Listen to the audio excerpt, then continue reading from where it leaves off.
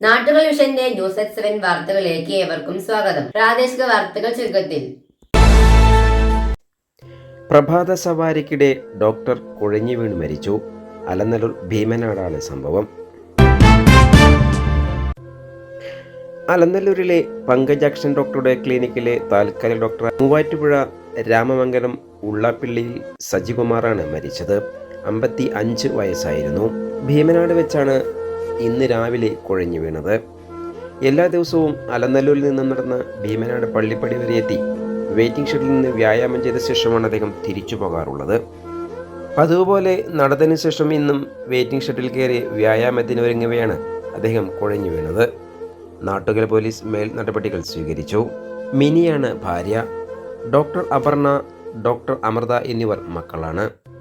Ananthu മരുമകനുമാണ്.